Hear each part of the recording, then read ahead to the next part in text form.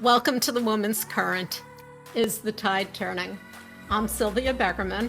And I'm Molly Wadzik. Together, we're exploring how women support women across generations, experiences, and perspectives. From baby boomers to millennials and beyond, we're asking, are we lifting each other up? And how do we keep the tide moving forward? Each week, we'll dive into real conversations with women who are reshaping the current and reflect on what those stories mean for all of us. So let's dive in. Let's get started. The next generation is going to make us incredibly proud. Wait for it. They are smart. They are curious. They are in community with each other. They see the world not just for what's happening right now, but absolutely for what it could be. Invest in the next generation. They are going to make us so, so proud. Welcome to the Woman's Current. Is the tide turning? I'm Sylvia Beckerman, proud baby boomer, and I'm joined by my millennial co-host, Molly Wadzik. Today, we're talking about mentorship, how it begins, who it reaches, and what it looks like when women lift up the next generation. Our guest is someone who's built an entire movement around that idea. Illana Raia is the founder and CEO of Être Girls, a mentorship platform connecting middle and high school girls directly with professional women, CEOs, authors, entrepreneurs, leaders, so they can see what's possible before they start their own career. I first had the privilege of interviewing Illana on my previous podcast, Sylvia and Me, and I knew I wanted her back. I wanted her back because mentorship is the perfect place to explore how women are supporting each other across generations. Molly, you've spent some time with younger women too. What stands out to you about what Illana's built?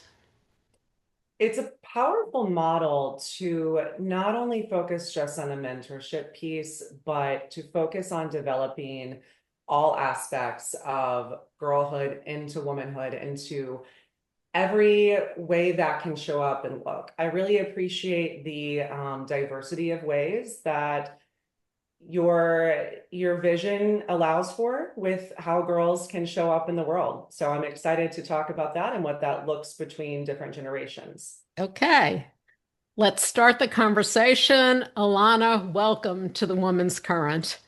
Well, thank you both for having me. I'm so excited to be back with you again and to meet you, Molly. I love the idea of this podcast, so I'm so excited. Well, thank you. So are we. Illana, I know you told me before what inspired you, but I'd like to hear the fresh story because it's an amazing story. And what inspired you to start Être Girls? Was there a moment when you realized mentorship needed to start much earlier? It was a really organic way to start, honestly. And I'll say at the outset, I'm a very unlikely founder. I am not the person, this was never a dream of mine. This was not something I ever thought I would do. I was a lawyer for many, many years. I did mergers and acquisitions in New York, and I was a really happy, really nerdy lawyer. I loved it. I loved my firm. And I had noticed when my daughter was in middle school and I was working that she didn't have any sense of what I did. And more than that, she didn't know what my friends were doing. And they had cooler jobs than being a lawyer. I had friends who were designers and, surgeons and worked on Wall Street and ran public companies. And she just didn't see them in action at work. And so the lens that she was looking through when she looked at accomplished women, it was just dimmer than I wanted it to be. She wasn't seeing the breadth and depth of what women were doing all around her. And these were women that she knew, friends of mine, they were in our home. And I thought, this is bad and this is really easy to fix. So at the time, I just started taking her to see my friends in action at work. Quick little 15, 20-minute glimpses over a sandwich to see what it's like to work in fashion, to work in journalism. And she loved it, but almost as important, the women loved it and their companies loved it. So I was still working when I started to think, it was kind of flicking me in the forehead, I could do this for other people's daughters. This doesn't just have to be once a year on Bring Our Daughters and Sons to Work Day, which is a day that I had loved and remembered since the day I started work. That actually was started by Gloria Steinem and the Ms. Foundation in 93 when I began practicing law. So that was a really natural thing I saw every year. And I just started to think this could be more often and this could be more personal. And there's really no reason I couldn't just expand what I'm doing for girls everywhere. So that was when I thought of it. I didn't start it until 2016. I left the law in 2014 and spent really over a year thinking about it, speaking with founders, and Être launched in 2016. But I will say all the time, my then middle school daughter was a large part of the inspiration. So not just the younger generation, but you were listening to your daughter. And, we go through life, we think that we're doing things that everyone would understand. And lo and behold, even your daughter had no idea what you were doing. Yeah. It's really amazing how, and it's the organic growth of an idea, not just of a business, but an idea. And that to me is one of the most important things that we realize is that something that small makes such a big difference. And It's true. things don't need to start off huge. They just No. it has to be just a little kernel. It's exactly right. It was a tiny idea. And the only thing that really made me pursue it was how receptive the companies were. They were throwing the doors open, saying, absolutely bring her. And when I started in 16 to bring girls into companies, it was the same thing. A tiny, tiny thing, a light lift for them. And they threw every boardroom door right open. So what does mentorship look like for Gen Z girls compared to baby boomers or millennials, experiencing it? It's such a good question. I say when we start going places, these are mentor moments. Girls are young, they're in middle school, they're in high school. These are not lifelong or career-long mentorships that we're building. These are isolated mentor moments where perhaps the girl who's nervous to audition for something at school comes face to face with someone who's a public speaker professionally. And that little 15-minute interaction may give her the courage to get on stage and stand with her shoulders back a little bit more. The girl who doesn't want to raise her hand in science may come face to face with a NASA engineer or a Google engineer, and suddenly she's raising her hand the next day. They are moments where girls ask unfiltered questions and women remember with real authenticity and candor what it's like to stand in her sneakers and feel what she feels. And they relate those moments back, and a connection is made that is profoundly different than what mothers or aunts can tell the girls around them, or even what teachers are conveying, because these are women who are living it every day. So it's a moment that might be a brief passing moment for that woman, but I promise you the girl is remembering it forever. And that to me is what mentorship looks like at that age. There are moments where the right woman is put in front of the right girl at exactly the right time, before her confidence falters, before she decides not to take the advanced class. At that crucial moment where confidence can drop, that's when mentor moments, to me, have the most impact for that younger generation. Molly, you have a young daughter. I forget how old it was. She 11? Got a 4 and an almost 13-year-old. Yeah. Oh, well, there you go. 13. Where do you see, do you see this taking place with your own daughter? I think that this generation, the way that this type of mentorship, like you're talking about, comes about organically looks so much different. When I was a middle schooler, when I was in middle school, I know I was looking at, all of the magazines, and you would get those interviews in like Cosmo with like a day in the life of, right? So I love that you talk about these as touch points, right? Little moments of mentorship. I see girls my older daughter's age really looking for any sort of guideposts that Mhm. they can build their own future. It looks so much different now for kids this age because it's not just about one career. Girls now of my daughter's age are understanding that their life can look many different ways. So I love what you talk about with those little touch points. I think that one moment of making sure that that's happening before the confidence falters, like you said, is such a big deal. And that self-esteem piece for girls in general, getting them into those classes before they lose their confidence, I think that's a huge piece of it. So for my daughter's generation, I think they really are just looking for women who are leading varied, interesting lives, not exactly choosing one career for the rest of their lives, right? But like, why can't I try that thing too? Mhm. So yeah, I love that organic approach. It's true. And that confidence drop is real. Etra's done 3 national surveys now. 2 we did on our own in 22 and 24. And then this last one that was just released in June of 25, we did in partnership with Hello Sunshine, which we can talk about because it's such an exciting partnership for us.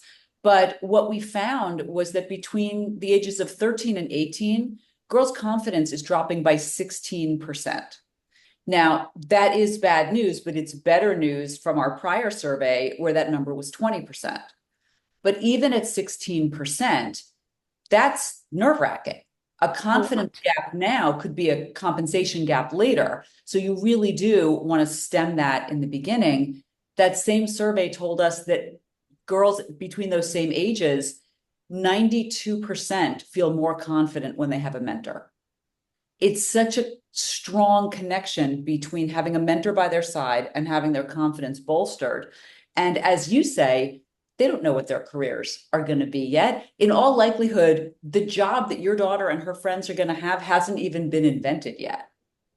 But the ability to walk into a room at a company they admire or a company that, built the platform that they live on, whether that's Spotify or Pinterest or Google, and ask their questions with confidence and feel seen and heard in a boardroom, that's going to bolster their confidence.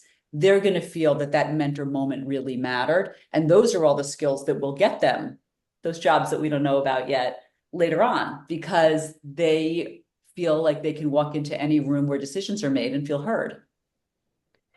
well, okay. So there's is there a misconception about what mentorship has to be, formal, structured, career focused, versus what you've built with Etra? As we grow with our girls, now our girls are in college, and as we get older, they get older. That becomes a little more structured, and we can add on to the mentorship that they're getting at their first job or their first internship or in college. We can plug and play. Maybe they're really interested in STEM and they have an internship that's helping them, but what they really want is to Zoom with an astronaut or speak to a payload specialist for the space station. Something that's so one-off that that's hard to do, and we can do that. So we can still plug in, and it's very young woman directed. At the younger ages, very girl directed. For us, we don't go to any companies the girls haven't voted to see. We don't meet any women they haven't asked to meet. So when a bunch of middle schoolers found Bubble skincare and noticed that they have an under 14 skincare line, they were so excited. Molly, your daughter might be right there with Bubble. And so we reached out to their founder, who's a young founder, and we went into Bubble headquarters in New York, and they saw pre-product launches and they gave feedback because they asked. So my motto always is when they ask, we ask. And I think that's what mentorship looks like at the early stages, because they're expressing an interest or a curiosity. And so we can make that match. But as young women get older and they, eye the workforce, or they take that first step into the workforce, we can augment. We can say, is there a company that you're interested in applying for? Let's see who we know. Let's see if we can make a soft introduction ahead of time. And you can ask some questions or shadow before you even get there. And that's new for us, and it's new for them, and it's a ton of fun. Well, I love how you framed this because young girls, there's so many opportunities, but it's just like women supporting women now as we get older, supporting the younger girls and giving them the opportunity to say anything they want. And when I say that, I don't mean in words, but to look at so many different things and not be stuck into the mold that, earlier little girls were supposed to, when I was, you're supposed to play with the dolls, you're supposed to do this, you're supposed to do that, and whatnot. And the curiosity into anything really wasn't, it wasn't something that anyone really wanted you to expound on. You weren't supposed to expand on it, you weren't supposed to ask about it. Luckily, a lot of us did, or we wouldn't have some of the opportunities that are out there, which now your girls in Etra are able to ask about. Yeah. And there's nothing that's off the table. No, they ask phenomenal questions when we go in. And when we walk into a boardroom, I'll say, this is your meeting. My job is to put you in the room. This is your meeting. Ask what you want to know. And they are not too young to be asking in general ways about things like equal pay. They are asking about how you first got your job and how did you interview and how do you know what promotions look like and how do you know if this is your dream job or how did you hop from this company to that company? It is not beyond them. They're asking really good questions and it delights the women every time. And one of the things you've just talked about is access, about letting girls see what they can be. We sort of hit on this, but why does that visibility matter so much? I think it matters for a few reasons. So much of the information that they take in these days is on a screen, just necessarily so. And whether that is at school because everything is digital, whether it's social media, whether it's simply the way they get their questions answered on platforms that are search engines. I think there's really something powerful about the experiential. I think there is something powerful about saying, we're going to visit YouTube because you asked to visit it, and they're filming right now. So phones in your pockets. This is all about you being present and watching what's happening, but we're not capturing this right now. We're just living it. And that happens quite a bit. We'll go to the floor of the stock exchange. We're going to NASDAQ tomorrow in honor of Day of the Girl. They are face to face with the experience. They are feeling what the studio feels like. They know what it feels like to step onto the podium and, stand there when a market opens or closes. They're taking in that information in a real and visceral way. And I think as they experience that less and less in other areas of their life, you want to amplify it where you can for these experiences. So I think that's one thing where the way they're learning, if we can be face to face and have live conversations, it's great. Obviously, when we've got clubs and schools where we're not doing the live visits, we make the Zooms as dynamic as possible. We make sure that they are face to face with the women they've asked to see and they come with their questions. And even then, the conversational aspect to it makes it personal. They're really being listened to. So I think that part's important. Do you find that because you started this in 2016, excuse me, a lot has happened in the last 9 years with influencers and social media and whatnot. Do you see how that has impacted the young woman in Etra? I think the girls that are drawn to Etra are very curious to start with. They're not coming to us unless they've got either a deep interest in something and they need to learn more, or they're fascinated by an industry and they don't have access otherwise. So to them, I think when they see people their age or slightly older becoming influencers or wielding that kind of power on social media, it inspires them, but not to do the same thing. I think it inspires them to say, well, I've been writing a book and there's no reason I couldn't DM that agent or that other teen who wrote a book and is now an influencer and ask my questions and maybe have someone read it. There's no reason I couldn't see if my art can be seen at Pixar. There's no reason. So I think when kids their age become influencers, that might be for other reasons, whether it's fashion or makeup or wellness, and there's value in all of it.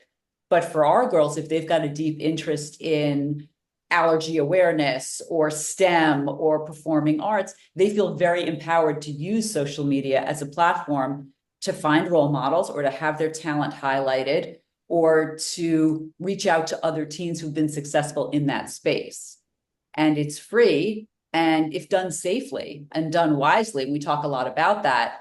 I think it's a springboard for them as much as anything else.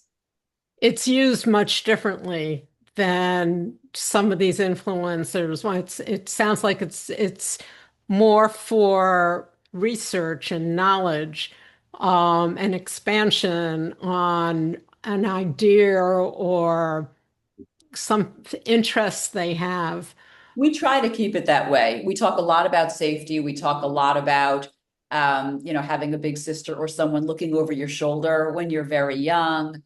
And obviously, the platforms themselves have age limits and those have to be respected in a big way. But when we do talk to women who work in that space, we were at Pinterest recently, and the women were fascinated by what the girls are looking at. What are they pinning? What do they use Pinterest for? Is it to build vision boards? Is it to relax? What do they use it for? It was really interesting to see what girls placed value on. And it wasn't necessarily the large, splashy influencer style pages. It was interest specific. And that I find that very reassuring. Molly, your daughter, yes, she's younger, but do you see how something like this could expand what she might be interested in? Yeah, I think one of the biggest pieces of what you do and what your approach is teaching girls networking skills. I think rather than this whole outdated notion of, the forms you used to fill out, the vocational forms, right? You're letting girls into a world of like the why not? Why Right. not me? Why can't I do that? I love that that's how expansive it is this idea of like pulling back the veil on all the opportunities that you can be. And I keep going back to like what girlhood can be, right? I think that is what your program is helping propel, that feeling of this generation, that it kind of is redefining girlhood in general. I think for my daughter specifically and her age group, it's been really interesting to see that they aren't as susceptible to that influencer nonsense that I thought they might be. They're very smart, they're discerning, they understand there's business world going on behind it. And I love that you guys are able to kind of pull that veil back to show the inner workings of what does success mean. And I can explore all of my interests, and it doesn't have to be just this one thing. Here are all the different ways that women are doing it differently. So I love that the way that your program allows to pull the veil back to see behind how that culture is made. That's a great way to say it. I love that. I think it's true. I think it's because you're in the room that the company's actually putting you in the room, and then they get to see everything. We went to the UN and girls are seeing what Security Council rooms look like. They get to sit in front of the mics. They get to actually feel that, which necessarily incites them to ask a question and get involved, and to see what that is really like, and not just what someone who went to one meeting who was a commentator said about it is different. And on that influencer side, I think when they go to a place like YouTube or TikTok, any place like that, and they talk to women who are working behind the scenes, explaining, as you're saying, this is a business. When an influencer is creating content for us, or we're partnering with a brand, this is what we're doing. This is why it looks like this. This is what that hashtag, when you see ad or partnership, means. This is not simply how she actually feels about this particular product. That doesn't go unnoticed. And when they see people their age engaged in something like that, you're right, it's the why not. It's the why not? Well, she can do that. I've got a nonprofit idea. I could do that. And I could create a hashtag and I could tag other people who might be interested. And the model is scalable in whatever, hopefully, substantive direction they want to take it. Illana, how do you find the balance between aspiration and authenticity, showing success but also struggle?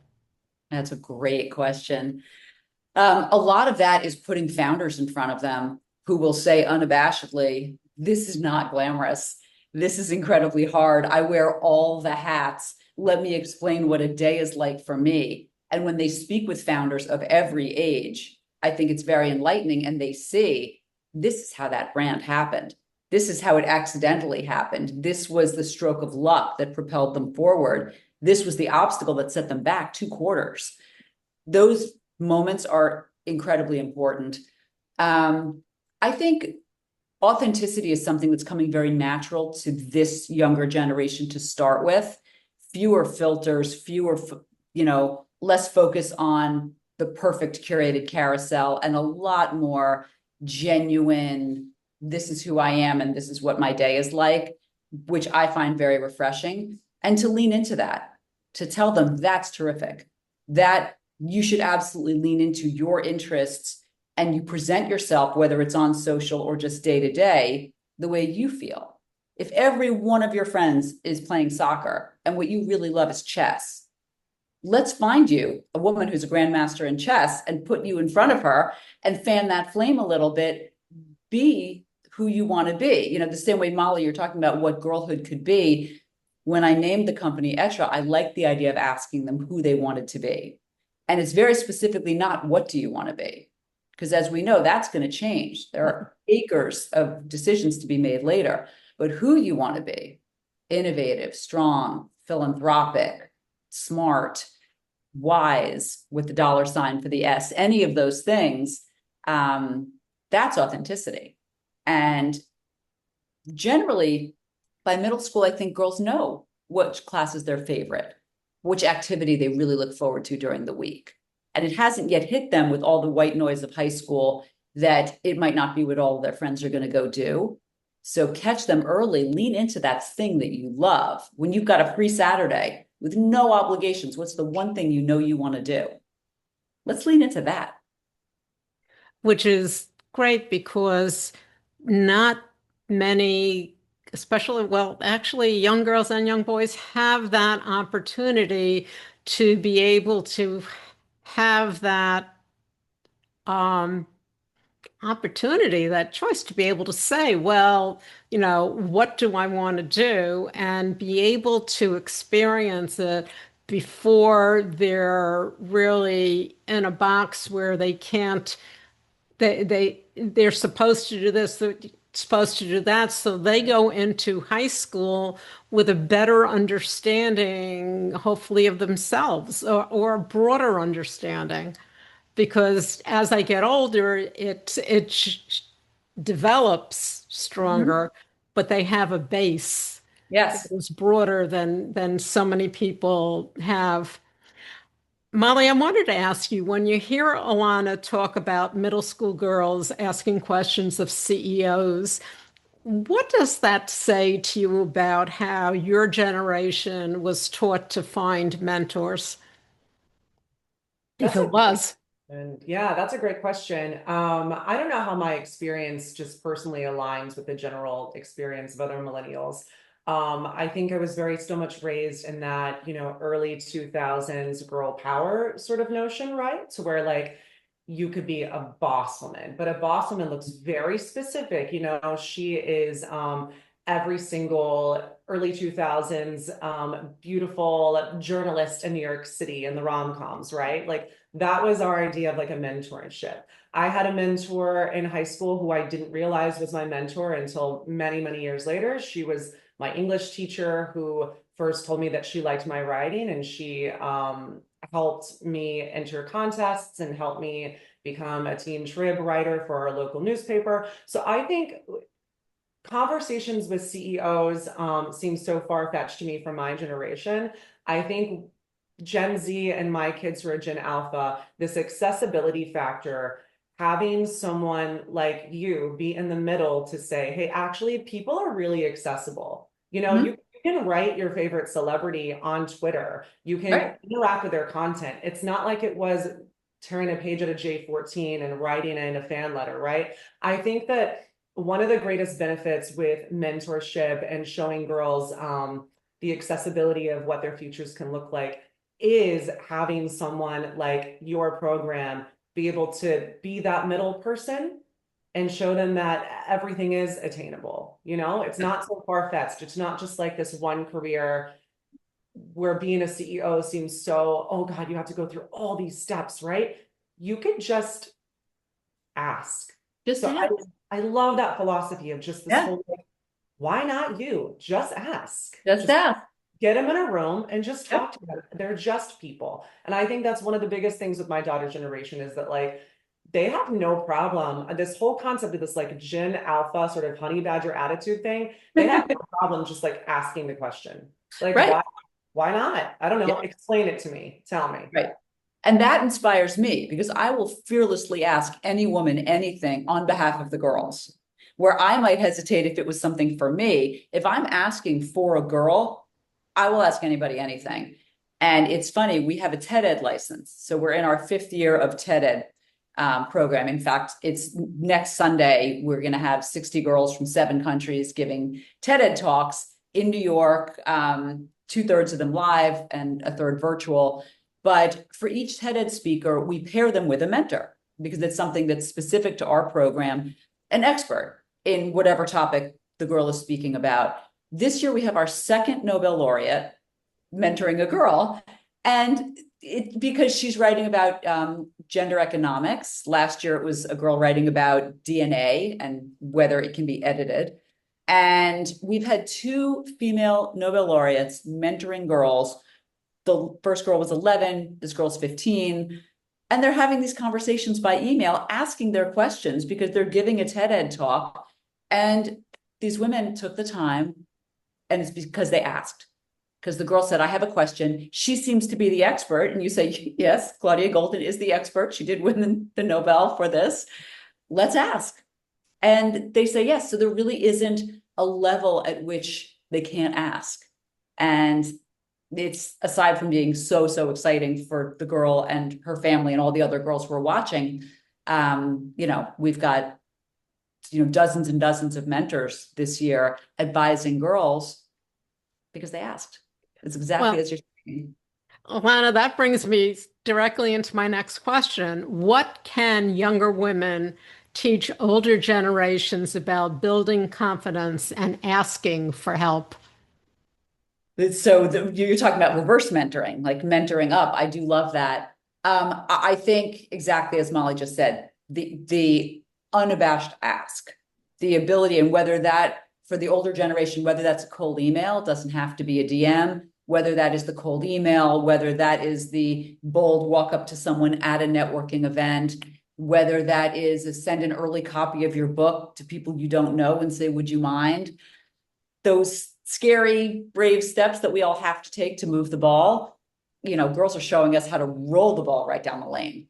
And it's a really good lesson that we can take from them. I think the other thing is they are comfortable acknowledging what they don't know. They're first to say, I'm new at this. I'm young. I'm only in middle school. I'm only in high school. I'm only on JV. I haven't made varsity yet, but these are my questions. We can all do that. I went from being an expert in something in the legal world to being a complete novice at something else. And I had to ask a lot of questions to find my footing and build a website and bring it to life. The younger generation is very comfortable being new at something and saying they are. And I think that moves the ball a lot further. We should all be better at that. You've connected girls with women across industries. What's one story that stays with you? Oh, it's hard to not pick Gloria Steinem for this just because we've sat with her twice now, once in my living room and once in her living room, with 2 different groups of girls. But you talk about intergenerational conversations, right? What you're doing with this podcast, to watch girls who know exactly who Gloria Steinem is, and they recognize the change-making nature of her work at a time when it was so much harder to bring change like that. What I loved so much about both of those conversations is that she was exactly as interested and fascinated by the girls as they were by her. She was, I'm not kidding, asking everyone about their soccer team. Why do you want to be an F1 driver? When do you want to run for office? Whatever interest they expressed, she was excited and curious, and she asked as many questions as she answered. And those moments to me, which are different from the boardroom visits, those close intergenerational conversations where wisdom is shared in not as much of a Q&A setting, but more of a storytelling setting. Mm-hmm. Those are so special. Both of those, the second conversation happened recently, and the first happened over a year ago. It's hard not to pick those as just staggering moments for the girls and for me, and hopefully for Gloria.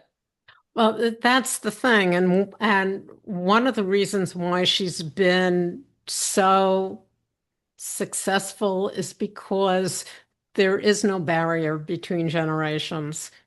She has made sure that whatever work she's done and whatever she's remembered for, the different generations know her. Yeah. Yeah. And that's so important. Mhm. That is so important. What do these girls teach you about the future of women supporting women? Oh, it is the source of hope. It is an absolute lovely bright spot of hope. They champion each other. When we're in a boardroom, it's never all one school. You know, we talk about the fact that if you truly want to see diversity in a boardroom, we should be creating it when we visit a boardroom. So it's 3 girls from one school and 3 from another, and they don't know each other. And one school could be a boarding school, one could be private, public, charter, parochial, it doesn't matter. So they're in a mix in a room where they don't know anyone, and yet they are championing each other. Wait, I don't want to talk. You were going to say something. Wait, you had your hand up first. Go ahead. The solidarity and the community that is built in these rooms almost instantly, because they all voted to be there and they all got the chance to go. I'm always encouraged by the fact that they don't talk over each other. They don't form little cliques in a room. They are instantly banded together by a common interest. If that can stay through high school, through the college years or the work years or vocational school or whatever direction their interests take them, you know, what a brighter and stronger world we'll have. If you could design the perfect culture of mentorship across ages, careers, and backgrounds, what would it look like? Oh, some sort of fantastic dynamic group chat that's always on, and you could drop your questions in at any point because somebody else has the same question. You know, something we're learning from the global clubs. The girl in Turkey has exactly the same question as the girl in Tennessee. And they want to know, do we really need cover letters? Really, how do I answer this question in an interview? They all have the same question. If there was some massive, I don't know, mentors in the metaverse, I don't know what it would be, but some kind of giant, dynamic, safe conversation where questions could get asked and advice could be shared in real time with instant translation, that would be my dream, I think. So, how can women listening right now start being mentors no matter where they are in their life? Well, I'll answer that 2 ways. Through us, if you reach out to us, it's at Être Girls, ETRE Girls, anywhere on social media, and just DM. You will very likely get me. Say that you want to mentor. There are 1,000 ways to get involved, whether it's hosting at your company, Zooming for 20 minutes with a club somewhere, mentoring for a TED Ed talk. There are a million ways to get involved, and we welcome all of it. This is how we grow. When generous people say, oh, tell us where we can find you, and let's, you know, form a whisper network and spread the word. So that's how to mentor through us. In general, in your community, in your company, in your neighborhood, be the expert. I wouldn't be shy about the expertise that you have to share. There is a girl down the street who wants to know about what you do. there is someone in your company 3 rungs junior who's fascinated by the work you do, put your work out there and then open the door and say, please ask me something. LinkedIn Lives, Insta Lives. There are so many ways to share your expertise. And there is an army of the next generation that wants to hear it.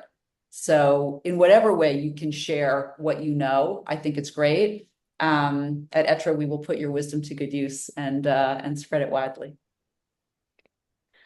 If you could give one piece of advice to every woman about what it really means to lift the next generation, what would it be? I would say the next generation is going to make us incredibly proud. Wait for it. They are smart. They are curious. They are in community with each other. They see the world not just for what's happening right now, but absolutely for what it could be. Invest in the next generation. They are going to make us so, so proud. I promise. Molly, you have anything that you'd like to ask Illana while she's here? Yeah, I think that one of my biggest questions would be, what do you find most valuable whenever you are matching the right mentor with the right group of girls? What do you think as far as raising up this next generation and supporting those intrinsic qualities that Gen Alpha already has or younger Gen Z has? What do you find like the most inspiring? I guess not inspiring, this is the right word. What draws you to the right mentor with the right group of girls? Like, what do you see there? Is it a spark of a moment that you see that the girls are asking questions? Is it coming from the girls are coming in with an idea of this is what I want to do, or here are my interests and what can that look like? I'd love to hear more about the process and how that can show up organically in our own lives and in my own small community. I'm always thinking from a space of taking the macro to the micro, right? How does that look in our day-to-day lives? It's a great question. I think the biggest thing for me is to really listen when I'm talking to the girls. You know, we have a board of middle and high school age girls. Every month, there's an email where I throw out, you know, it's this month. Would people like to visit this, or this? Would you like to interact with someone here, here, or here? Just tossing breadcrumbs, ideas. And if 70% of the people come back and say they want to go visit NBC, that's what we're going to do. Or they want to talk about sports because the Olympics are coming up, that's what we're going to do. So the first thing I think is listening. If there's a young girl in your orbit, whether she's yours or a friend of your daughter's, or you're the coolest aunt ever and you get to listen to these conversations, really listening to what they're saying. What is it about that book that you loved?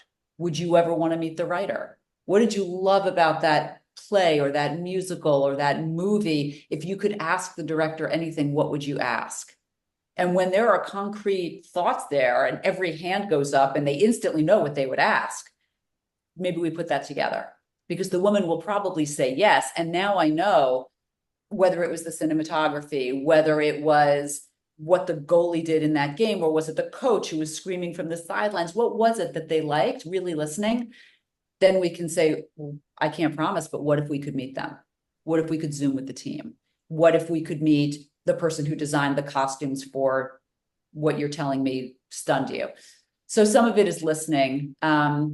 I'm used to now the energy when we go into the room, but I remember the first time when we went, Spotify was the first company we ever visited, and I had no idea what was going to happen.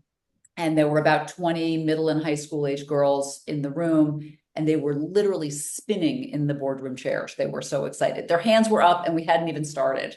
Like this vibrating energy in the room, they just wanted to be there so badly. And now they were there. There's no way not to be amazed by that. And then that makes you think, well, what else? What else would they love? When can we come back? Who else would they want to meet? It's very girl driven.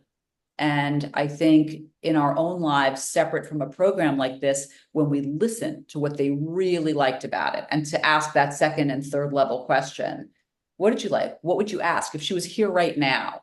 If you could have lunch with any of the people in that movie, who would it be? We don't know for sure it's going to happen, but the questions get generated and we can probably ask.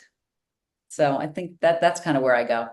I love that. I love the curiosity, leaning what you were talking about, the Gloria Steinem story. And I think of it with the first time I spoke with Sylvia, is having the older generations really be invested in care about how our ideas and lives are evolving. It's not Gloria or Sylvia or someone trying to impart, here's what I did, learn from it, a lesson sort of thing. It is really having adults be curious about what, and that's so powerful. And I really, that's shown up for me in my own life with mentors.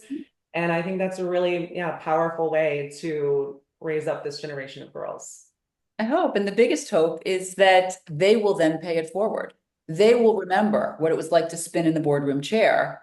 And not only will they not be scared to stand up in a boardroom of their own and speak, but they will hopefully welcome that next generation in.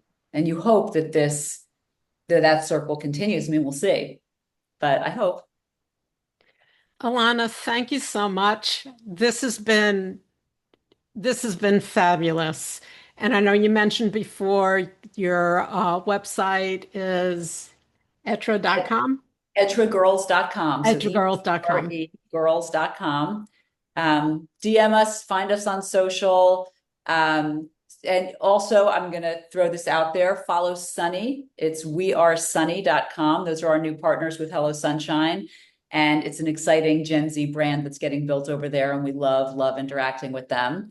But yeah, email us or DM us and ask us anything. It's if you ask, we ask.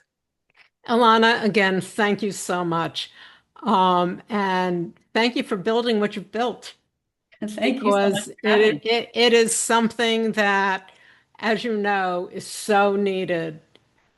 Young girls being able to get the support. And what you've shown is the adults can learn from the young people, and that's what we're looking for, the communication between generations. I totally agree. What I want to talk about is really, mentorship now versus, I can tell you, versus when I had mentors, which I really didn't. It was a whole different thing. We had people we might have looked up to. Um, what are after listening and talking with Illana, what do you come away with? Is mentorship less about networking, or is it more, where do you stand in that? Yeah, I think that mentorship originally was about how to get your job, right? How to have stability, how to kind of have a mold for how you're going to show up in the world, but also what your future is going to look like. I think what I've seen in Gen Z and the generation of my kids and Gen Alpha, and honestly, a lot of disaffected millennials like myself who have been through so much in our culture, being promised certain futures, especially as women, and just seeing a lot of it is not accessible to us, is letting go of this idea of the future has to look one way. And I think what her program has done is really built more on the different ways that futures can look, right? It's not just one career that has to look a specific way. A mentor or a mentorship is about building confidence. It's about building confidence, understanding who you are and who you want to be. I think that is one of the biggest things for this upcoming generation, is that it's not about what you want to do, what you want to accomplish, and what you want to give the world, but it's about how you want to show up and what you want to be in whatever those positions look like. Because we're not going into careers where we're in the same place for 50 years anymore, right? There are different seasons of life. I've seen it for myself, and I definitely see it in the younger generations. So yeah, for me, that's a big piece. Listening to her talk about just the confidence building and the connecting with other girls and helping them build that foundation of girlhood in the boardroom, out of the boardroom, wherever these girls end up, they're going to be so served by those interpersonal communication skills and those confidence building skills that allow them to say, why not me? Why not? Why can't I ask? I deserve to ask whatever question. So that's the biggest thing. I think that's a huge difference in what mentorships mean now and what they did for women back in the day. And it shows, how women, it's never too early for women to start uplifting one another. Yeah. And that to me is one of the biggest things about her program and what she's done. Molly, again, this has been wonderful. That's it for today. Next week, again, the woman's current. We'll continue asking, is the tide turning? That's it for this episode of The Woman's Current, Is the Tide Turning? If this conversation sparks something in you, we want to hear from you. What's this week's current moment? Tell us on Instagram at The Women's Current. Share it with a friend. And don't forget to follow and subscribe wherever you listen to podcasts and on YouTube. Join us each week as we explore how women are supporting each other and where do we go from here. Until next time, I'm Molly Wadzik. And I'm Sylvia Beckerman. Thanks for listening. This has been a Life of Prey production.